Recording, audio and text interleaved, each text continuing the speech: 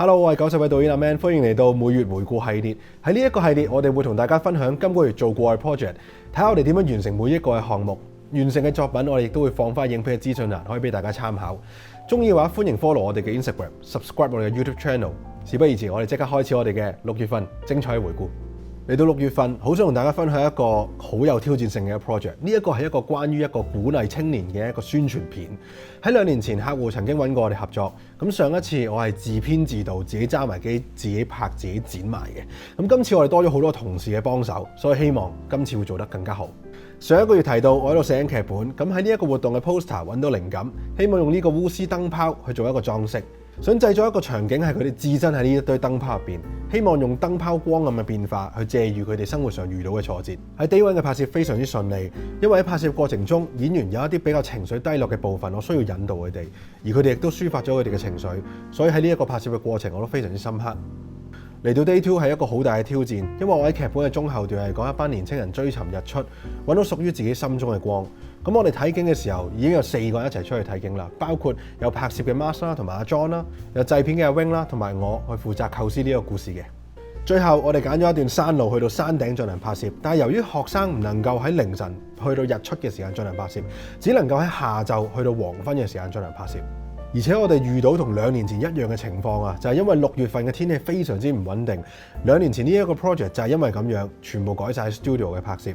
今次咧，我就希望堅持喺戶外拍攝，希望出嚟嘅效果個故事嘅完整度更高。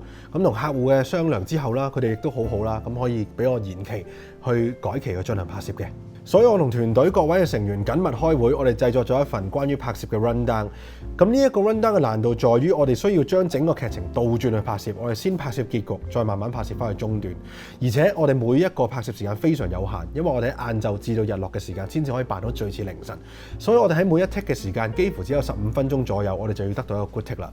對我哋嚟講係一個非常之大嘅挑戰。所以拍攝嘅當日喺32度夏天嘅高溫之下，我哋推住拍攝所需要用到嘅器材、燈光上山，行到去終點，先開始向山下進發，按照 storyboard 倒轉咁樣拍攝。除咗一般嘅大機拍攝之外，仲需要航拍去做個片尾，燈光師亦需要喺日落嘅時間打燈，推進整個故事嘅氣氛。而且我哋需要非常清楚整個地形，因為我哋接近係邊行邊拍，甚至乎需要倒轉整個劇情去拍。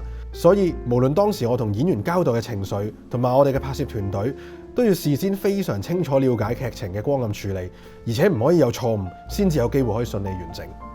經過呢幾個小時嘅拍攝，好彩最後都順利拍攝。咁依家我就同剪接同事 Matt 就喺度進行剪接嘅過程，亦都有少量嘅動畫製作當中。暫時去到 first cut 嘅階段，客戶上都非常之滿意，希望可以盡快之後同大家分享呢一個作品。喺度需要非常之感激辛苦晒當日有份參與嘅同事。第2個 project 係一個關於青年推動發展香港嘅週年影片。經歷咗第1個嘅拍攝日，因為只有短短幾個鐘頭嘅拍攝啦，而且佢哋需要夜晚先至得閒喎，咁所以我哋需要好靈活咁樣製作一份可以拍攝到嘅 rundown。另外，因為喺影片嘅 VO 提到有大量關於香港嘅現況，所以我哋呢個6月會有唔同嘅走景，包括電車路嘅 time lapse 啦、舊屋村嘅畫面、城市嘅 mood shot、渡輪嘅畫面等等。最後全部街景喺6月份都順利拍攝完成。期待呢個 project 7月份其他嘅拍攝。今次去咗一個私人屋苑嘅會所，提供呢一個證件相嘅服務。今次嘅拍攝係由阿 John 同阿 Matt 去負責嘅。咁咧，佢哋就喺4個鐘入邊為140個住戶提供呢個拍攝嘅服務啦。而且去到最後仲曬咗超過千張嘅照片俾翻佢哋添。去到後製嘅時間，更加揾埋同事阿 May 一齊嚟裁剪包裝等等，辛苦晒幾位同事通宵處理呢一單嘅 project。最後客戶非常感謝我哋順利完成。喺度亦都要多謝佢對我哋嘅信任。然後我哋受到機構嘅邀請，去咗馬灣進行呢一個家庭嘅活動花絮拍攝。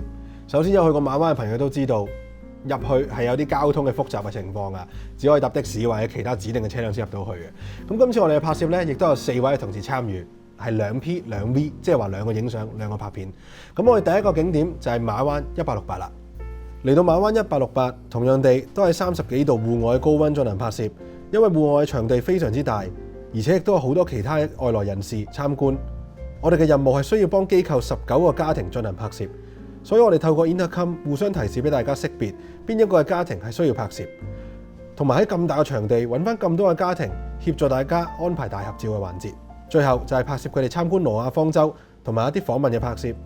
當日最後都順利完成，辛苦晒每一位。多謝大家收睇呢一次嘅回顧，希望呢一啲嘅影片幫助到大家喺影片製作上或者工作上有一啲嘅啟發。如果中意呢一類型影片，可以 share、like、subscribe 我哋呢個 YouTube channel， 又或者 follow 我哋嘅 IG， 亦都可以喺下面留言，我會盡快回覆大家㗎喇。